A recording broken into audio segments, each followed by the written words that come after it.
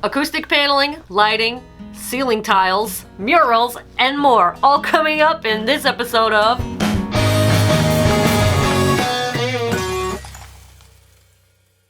Welcome back, everybody. In the last episode, we showed you how we tore this place apart, cleaned it up, painted it, and started putting stuff together. If you had missed that episode, take a look at it before you watch this one. In our last episode, Eamon said we were going to start talking about bass traps right now.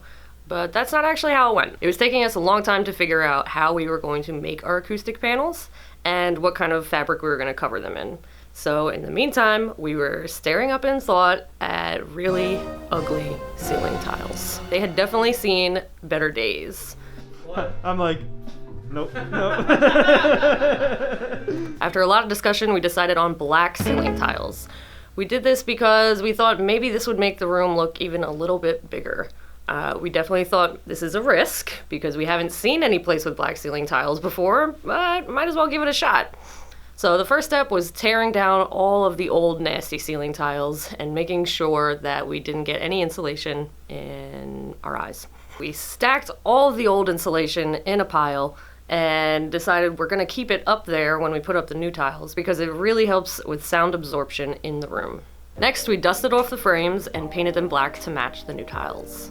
We then had to measure and cut all of the ceiling tiles around the edges to make sure there was a perfect fit. So we spent a couple days putting in the tiles, putting in the insulation, and by the end of it, it was looking awesome. There were a couple of old ceiling tiles that were in decent shape, so we repurposed them in our control room. We wanted to keep the ceiling tiles in the control room white because, first of all, it was expensive to get all these black ceiling tiles, and also it just looks better with the green paint. I still think for efficiency's sake, we should stick me and Eamon on this task, and you should do the lights. Well, we don't have any more lights we don't have lights to replace them. That's the problem. Up next was lighting. We went with recessed lighting because we wanted our main light source to be high up and evenly distributed. Brian and I found out about both of our perfectionistic tendencies while we took way too long to decide where lights would go in our ceiling. After mapping it out a few times, we finally decided to make that first cut, and it worked really beautifully. I'm really sorry for suggesting taking it out. Oh my god, bro! We also decided that we needed to have some lights that could do cool stuff like this.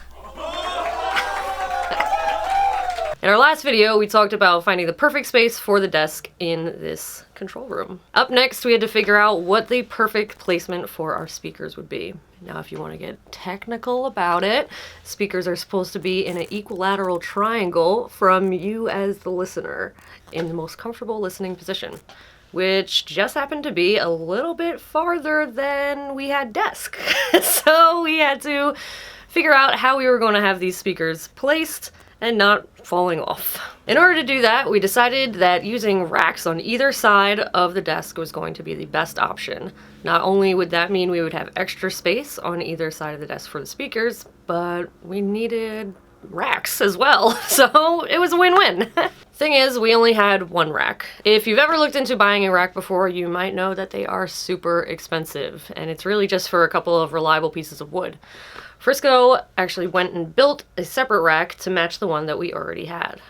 Another little thing that we built to customize our space are these sweet little shelves. I'm actually not sure if they're even called shelves, but that's what I'm gonna call them. What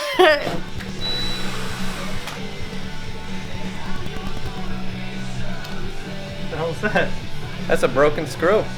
We put them there in order for people to have a place to put their drinks that's not on our equipment, and to have these cool lights and set the vibe. Finally, the time you've been waiting for, talking about acoustic panels. If you've ever been in a large empty room before, you've definitely heard the echoes! And that's something you want to avoid when you're trying to record music. What we did is put up acoustic panels. Acoustic panels are made out of insulation that are great at absorbing a broad range of frequencies. That turns your echo into a good sounding room. We're going to have a standalone video of how to build your own acoustic panels with a detailed description. But for a quick rundown for this video, our acoustic panels are basically 4 pieces of wood shaped into a rectangle with 2 pieces of insulation inside and fabric stapled around them. For fabric, we chose black fabric to go with our black and gray theme in here. Nothing crazy. We then hung them up with Z-clips, making them really easy to hang up but also remove later if we need to. Crooked? No, I think it's good. Just like that, huh? There it is. Just like that. It sounds better already. That's actually a really good job. Hell yeah. I'm like very pleasantly surprised. You know, I was like, you never know. Yeah. You never know what's gonna happen. When we do that, Is this your modern art? Oh, you're here at my gallery setup. Welcome. Here in the control room, we spent a few hours over a couple of days deciding which fabric swatch was going to look best on the acoustic panels in this greenish, bluish room. Yellow, because you guys love yellow. It's in your logo. It's perfect. I like it. That's You close. like that? Could go. That was the winner. There. Doesn't look so bad. Here. We eventually landed on steel blue. Besides acoustic paneling, we wanted to put bass traps here in the control room. Bass traps is something we talked about a lot, and when it was finally done, it was a celebration. Kind of. We'll get into that. What are bass traps anyways? So it's pretty self-explanatory in the sense that they trap the bass. The bass being low frequencies. Low frequencies tend to like to rush over to corners, bounce around the two little walls, and just hang out there, which tends to make your mix sound very bass heavy and pretty sloppy. So you put up some bass traps, and that mitigates that issue. So, our first bass trap was built by Frisco and Brian on a day that they just decided, we're just gonna do this thing. And that's how we ended up with Big Bertha over there, the world's largest bass trap. No bass is hanging out in that corner. In all seriousness, I feel for them. They spent hours working on that thing, and it was just basically figuring out all the kinks for the future bass traps. With all that practice and new knowledge on how to build triangles and corners, the next bass traps were a lot easier to build. At least, I think they were. I didn't actually do it, but that's my understanding. Last but not least, we started working on our green room. Our green room is a space for artists and their friends to relax, as well as just take a break in a different space. After having made so many decisions on paint colors and having a bunch of extra paint, we decided to go with the same black and gray theme in here. Is that for the calendar? Close. You missed it. Oh, whoa, it's party. Yo, it's a party. As much as we wanted our space to be relaxing, it's also the first room that you walk into, so we wanted it to be eye-catching as well. After we finished painting, we brought in our friend Masato to add that extra pop. Masato is an awesome artist who you can usually find live painting at punk and DIY shows.